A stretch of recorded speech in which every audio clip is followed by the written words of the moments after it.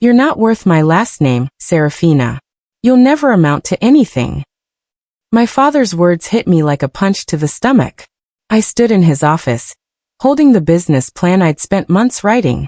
The papers scattered across his mahogany desk when he swept his arm across it.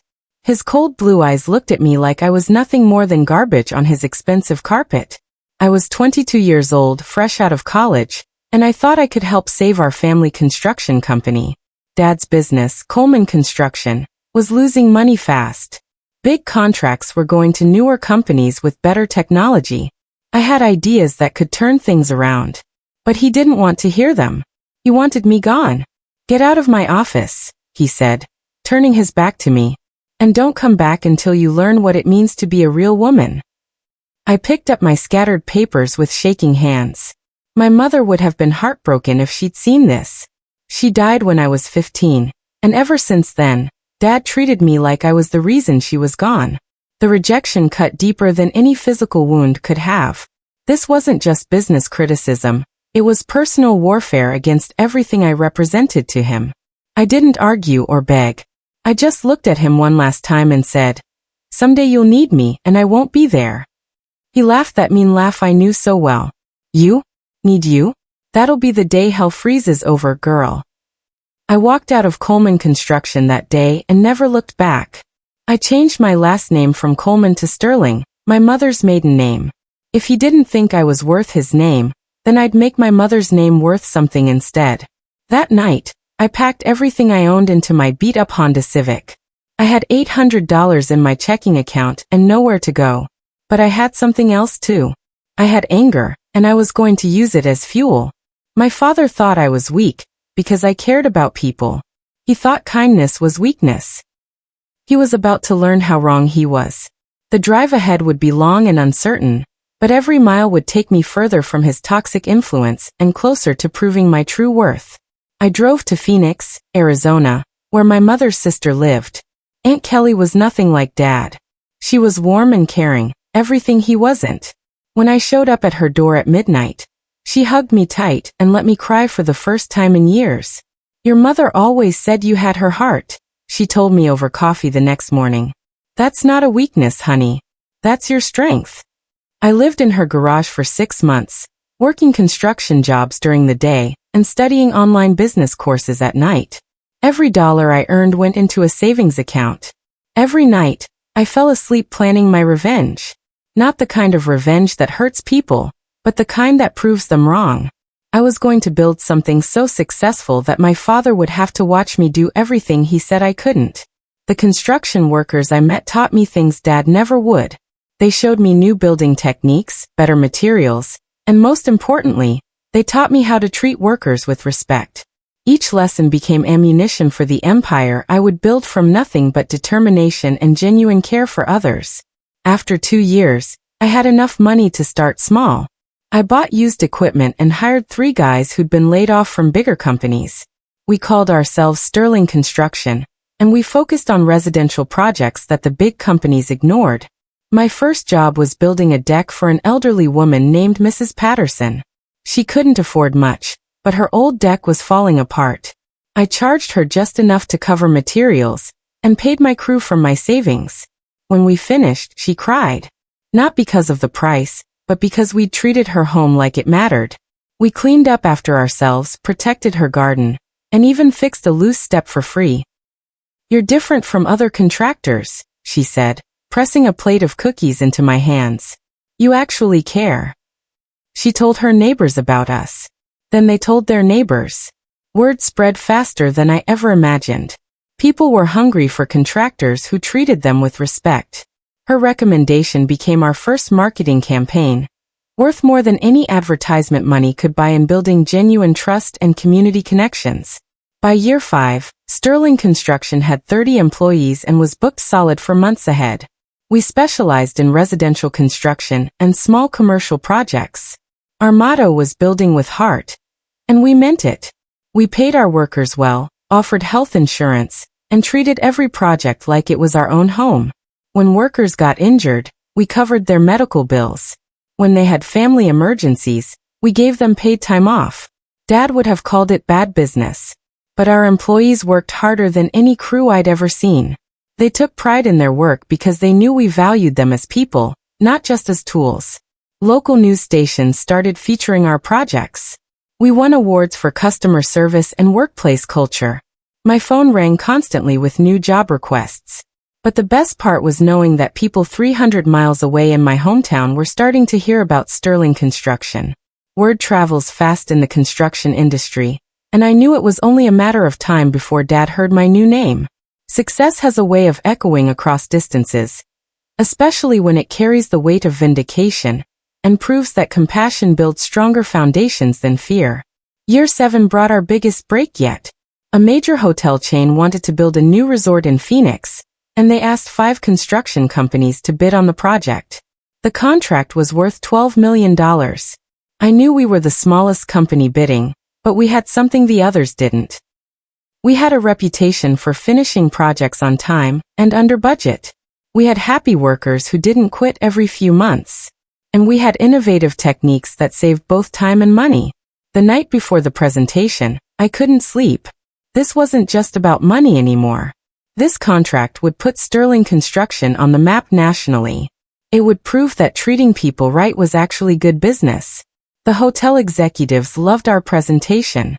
They loved our timeline, our budget, and our track record. But what sealed the deal was when they visited one of our job sites and saw how our workers talked about the company. These people actually enjoy their jobs, the project manager said to me afterward. That's rare in construction. This single observation validated everything I'd built. A workplace where people felt valued, respected, and genuinely excited to contribute to something meaningful every day. We got the contract. $12 million, the biggest job Sterling Construction had ever landed. Local business magazines wrote articles about us. Construction trade journals featured our story. But the article that mattered most appeared in the Seattle Times business section 6 months later. It was a small mention in a story about innovative construction companies in the West. The reporter wrote, Sterling Construction, founded by Serafina Sterling, has grown from a 3-person operation to a major regional contractor in just 7 years. I knew Dad would see it. Seattle was only 3 hours from our hometown, and he read the business section every morning with his coffee. I could picture him choking on that coffee when he realized Serafina Sterling used to be Serafina Coleman. That same week, I got a LinkedIn message from someone I hadn't heard from in years. Tommy Rodriguez had worked for Coleman Construction when I was a kid. He was Dad's foreman for 15 years before Dad fired him for asking too many questions about worker safety. Heard about your success, Tommy wrote. Your old man's been asking around about you. Thought you should know. The message confirmed what I'd suspected. My father was finally paying attention, realizing that his worthless daughter had become everything he'd said was impossible. I hired a private investigator to find out what was happening with Coleman Construction. What I learned didn't surprise me, but it still hurt to see. Dad's company was failing fast. 3 years of bad contracts and worker lawsuits had drained the bank accounts. The state had fined him multiple times for safety violations. His best workers had quit and joined competitors. The investigator sent me photos of the Coleman Construction lot. Rusted equipment sat under tarps. Weeds grew through cracks in the concrete. The sign was faded and missing letters. But what hurt most was learning about Dad himself. He was 68 years old now, living alone in the same house where I grew up. Mom's flower garden had died years ago. The paint was peeling, and the gutters were falling off. My anger started mixing with something I didn't expect. Pity. The man who'd called me worthless was watching everything he'd built crumble around him. Despite everything he'd done to me, seeing his empire collapse stirred unexpected emotions that I wasn't prepared to feel or understand. The phone call came on a Tuesday morning in October. I was on a job site when my assistant called to say someone named Frank Coleman was trying to reach me. I sat in my truck for 10 minutes before calling him back. My hands shook as I dialed the number. When he answered, his voice sounded older, smaller than I remembered. Serafina? Is that really you? He asked. It's Serafina Sterling now, I said, keeping my voice steady. What do you want? There was a long pause. I heard about your company. You've done well for yourself. No thanks to you. Another pause. I was wondering if we could meet. I have a business proposition. I almost laughed. After 10 years of silence, he wanted to make a deal. But curiosity won over anger. What kind of proposition? The kind that could save us both. His desperation was audible through the phone. A stark contrast to the commanding voice that had once dismissed me so cruelly and completely. We agreed to meet at a diner halfway between Phoenix and our hometown. I drove up on a Saturday morning, arriving 30 minutes early so I could watch him walk in. When he entered, I barely recognized him. Dad had always been a big man, broad shoulders and thick hands from years of construction work. The man who slid into the booth across from me looked frail. His hair was completely gray, and his clothes hung loose on his shrinking frame. "You look good," he said, studying my face. "Successful." "What do you want, Frank?" I used his first name on purpose. He flinched. He pulled out a folder and spread papers across the table. Financial statements, contract bids, bank documents. All of them showed Coleman Construction circling the drain. "I need help," he said quietly. "The company's about to go under. I owe more money than I can pay, and I'm too old to start over." The admission cost him everything. His pride, his authority, and the illusion that he could survive without the daughter he'd once rejected. "I want to merge our companies," he said. "Coleman and Sterling. Father and daughter, working together like we should have been all along." I stared at him. "You're serious?" "Dead serious. You've built something good, Serafina. I made mistakes, but together we could." "Stop." I held up my hand. "Let me get this straight. 10 years ago, you told me I wasn't worth your last name. You threw me out of your office and your life. Now you want to be partners." He looked down at his coffee cup. "I was wrong about you." "Wrong about what exactly?" "About everything. You were right about treating workers better. You were right about new technology. You were right about customer service." He looked up at me with tired eyes. "You were right, and I was too proud to admit it."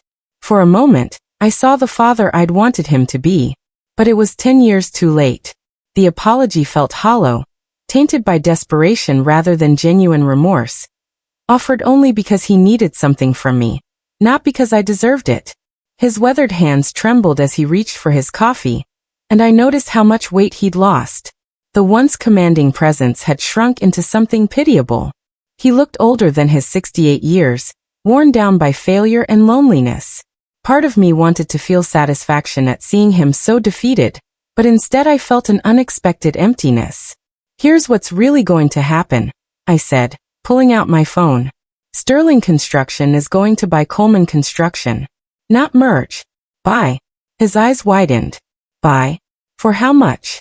I showed him the offer I'd already had my lawyers prepare. I'd been expecting this call for months.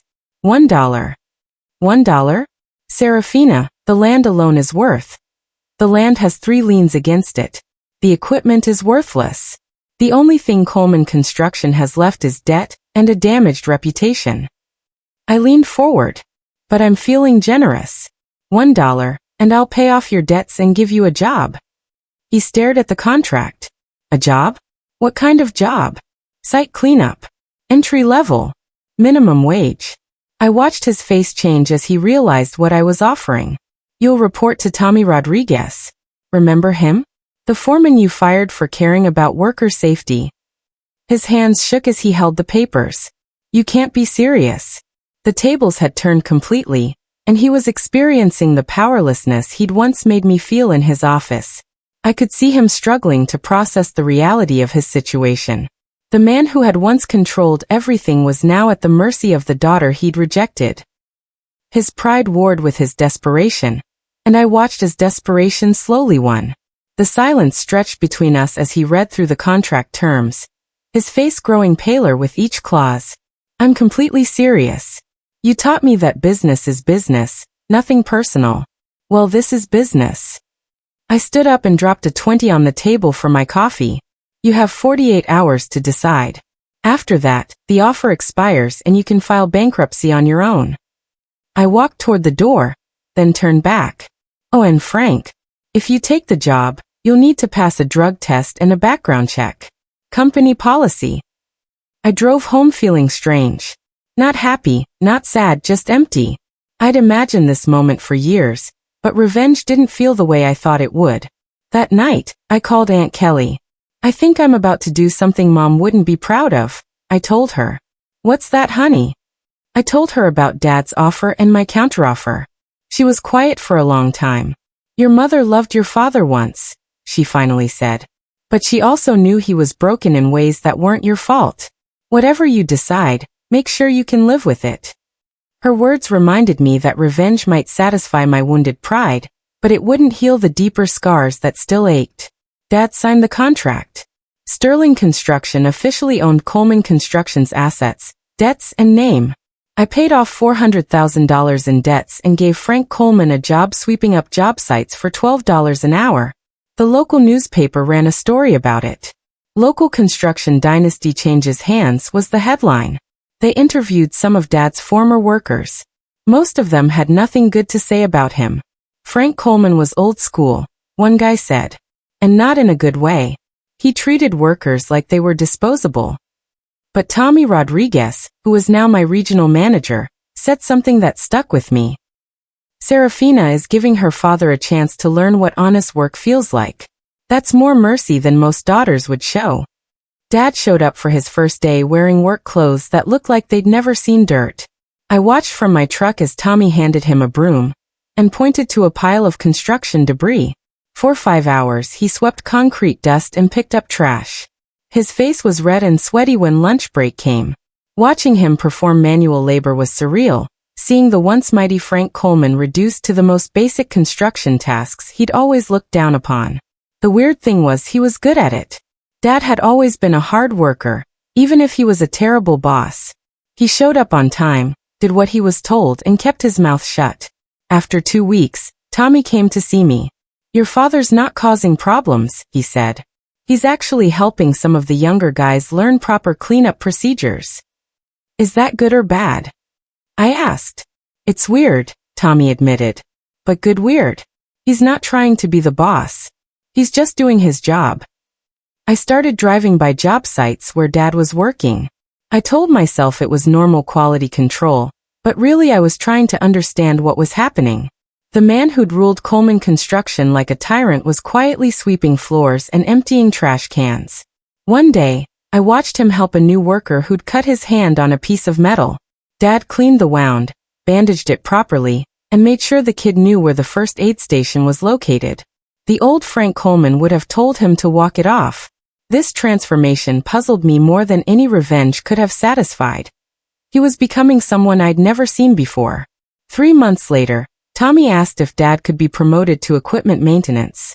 He knows more about machinery than anyone we've got, Tommy said. And he's been fixing stuff without being asked. I approved the promotion and the raise to $15 an hour. Dad didn't thank me, but he nodded when I passed him in the yard. 6 months after that, he prevented a serious accident. A crane operator was about to lift a load that wasn't properly secured. Dad stopped the operation and spent 20 minutes making sure everything was safe. In the old days, Frank would have told them to hurry up and get the job done. Tommy told me. Now he's the safety guy. It's like he's a different person. I started wondering if people could really change, or if Dad had always been capable of this and just chose not to be. The answer came during our company Christmas party. Dad was invited like every other employee, but I didn't expect him to show up. He did though. He sat alone at a corner table, quietly eating dinner and watching everyone else have fun. His presence at the celebration felt awkward yet somehow fitting, as if he was learning to be part of something bigger than himself. The transformation seemed genuine, but I remained cautiously optimistic about its permanence. Near the end of the party, I found myself standing next to him at the coffee station. We'd barely spoken since he started working for me. Nice party, he said, not looking at me. Thanks. Your workers really love you. He poured sugar into his coffee with shaking hands. They talk about you like your family. That's the idea. He nodded slowly. I never understood that when you were young.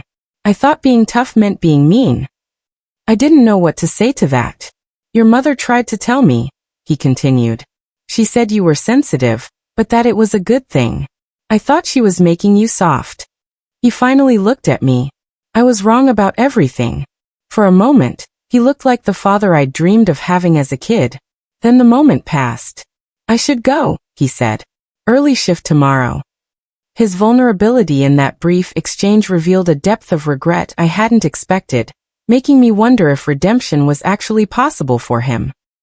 The conversation left me feeling unsettled and strangely hopeful. 2 years passed. Sterling Construction kept growing. We opened offices in 3 new cities and employed over 200 people. Business magazines wrote articles about our company culture and employee retention rates. Dad worked quietly in equipment maintenance, rarely speaking to anyone except when work required it. But I noticed things. He always volunteered for the hardest jobs. He stayed late to fix broken equipment. He looked out for younger workers. One day, a reporter doing a story about Sterling Construction asked to interview some longtime employees. She wanted to talk to Dad because he'd worked in construction for over 40 years. I almost said no, but something made me agree. The interview appeared in the local business journal the next month. The reporter asked Dad what it was like working for his daughter's company. "It's the best job I've ever had," he said. "I spent my career thinking I was building buildings, but Serafina builds people. I wish I'd learned that 40 years ago." His public acknowledgement of my leadership philosophy surprised me, especially knowing how much it cost his pride to admit his failures. The article became a turning point in our relationship, opening doors to deeper conversations. The article changed things between us. Not dramatically, but in small ways. Dad started nodding when he saw me. Sometimes he'd mention equipment that needed attention, or safety issues he'd noticed. One morning, I found him in the equipment yard at 6 a.m., an hour before his shift started. He was rebuilding the engine on our oldest bulldozer. "You don't have to do that," I said. "We can afford to replace it."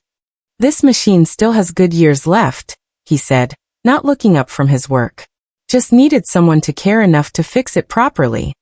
I watched him work for a few minutes. His hands moved with the skill of someone who'd spent decades fixing things. "Why are you really here so early?" I asked. He wiped his hands on a rag and finally looked at me. "Because I owe you 40 years of good work. I figure I better get started."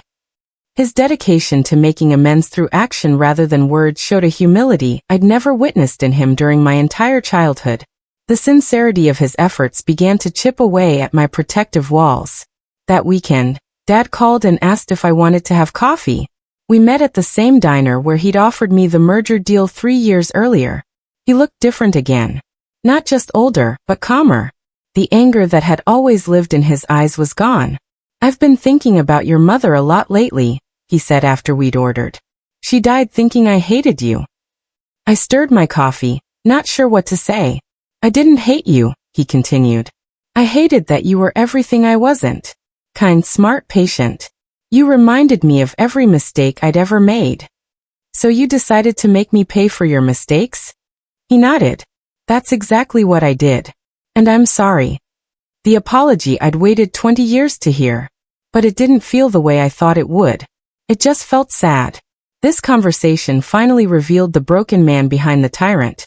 Someone who'd been fighting his own demons by attacking what he most wished he could become. His honesty felt like a gift I wasn't sure I was ready to receive. "I want to give you something," he said, pulling an envelope from his jacket. "I know it's not worth much, but it's all I have left." Inside was the deed to our old family house. The house where Mom had planted her garden. Where she'd read me bedtime stories and helped me with homework. "I can't afford to keep it anymore," he said. "Property taxes are too high for someone making $15 an hour. But I thought maybe you'd want it." I stared at the deed. The house was worth maybe $60,000, but it held every good memory I had of childhood. "There's one condition," he said. "I want to fix it up first. Make it nice again the way your mother would have wanted. I've been saving money for materials." I looked across the table at this man who'd caused me so much pain and was now trying, in his broken way, to make things right. "Okay," I said. "But I'm paying for the materials. And I'm helping with the work." This gesture represented his first attempt to give rather than take, to heal rather than wound, to honor Mom's memory properly. The house would become our shared project of redemption and healing. We spent the next 6 months working on the house together. Every weekend, we sanded floors, painted walls, and rebuilt Mom's flower garden. Dad worked with the same care he showed at Sterling Construction now. Working side by side, we started talking. Really talking, for the first time in my life. He told me about growing up poor, about how his own father had beaten him for showing weakness. He told me about falling in love with Mom and being terrified he wasn't good enough for her. I thought if I was hard enough, strong enough, I could protect you from everything that hurt me, he said one Saturday while we planted roses.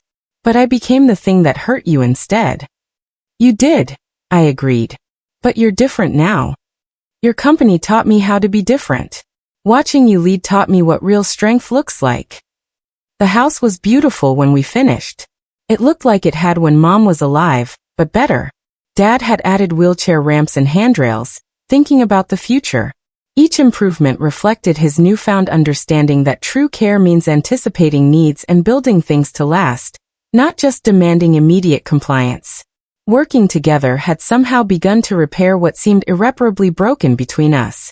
On the day I officially took ownership, Dad handed me the keys in the front yard where Mom's roses were blooming. I know I don't deserve forgiveness, he said. I know I wasted too many years being angry and stupid. But working for you these past few years has been the best part of my life. I looked at him standing in front of the house where he'd raised me so badly, and where we'd finally learned to work together. I'm promoting you, I said. Regional Safety Manager. $45,000 a year.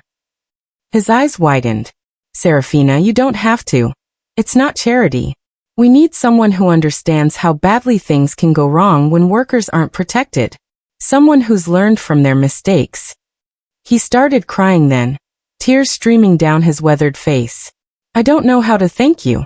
Just keep being the person you've become. This promotion wasn't about forgiveness. It was about recognizing that his painful experiences had created unique qualifications for protecting others from similar harm. His tears represented the release of decades of buried shame and regret. 5 years later, Sterling Construction employed over 500 people across 6 states. We'd won national awards for workplace safety and employee satisfaction. The company was worth over $50 million. Dad ran our safety program and spoke at construction industry conferences about worker protection. His presentations always started the same way. I spent 30 years doing everything wrong, so now I'm going to tell you how to do it right. He lived alone in a small apartment near the office, but he came to family dinners at my house every Sunday. My husband loved his stories about the early days of Sterling Construction, and our 2 kids called him Grandpa Frank. One Sunday my 8-year-old daughter asked him, "Grandpa, why did you and Mommy not talk for so long?" Dad looked at me across the dinner table, then back to little Celeste. "Because I forgot that being strong means being kind, not mean. Your mommy had to teach me that." His role as grandfather allowed him to practice the tenderness he'd never shown me, giving him a chance to finally get parenting right. The children brought out a gentleness in him that amazed me daily. Last month, a business magazine called to interview me about Sterling Construction's success. They wanted to know the secret to building a company culture that actually worked. I told them the truth. I learned everything I know about leadership from watching my father do it wrong for 20 years. Then I learned about forgiveness by watching him do it right for 10. The reporter asked if I thought our story had a happy ending. "It has a real ending," I said. "Happy isn't the point. Growth is the point." Dad is 73 now, slowing down but still working every day. Sometimes I catch him looking at our company logo, Sterling Construction, and smiling. I never did take back the Coleman name. Sterling Construction will always be my mother's legacy. But Dad earned something better than having his name on a building. He earned the chance to be proud of the man he became instead of ashamed of the man he used to be. And that turned out to be worth more than any last name could ever be. Our journey proved that redemption isn't about erasing the past, but about choosing to build something better from the wreckage of what came before. Sometimes the most profound victories emerge from our deepest wounds and failures.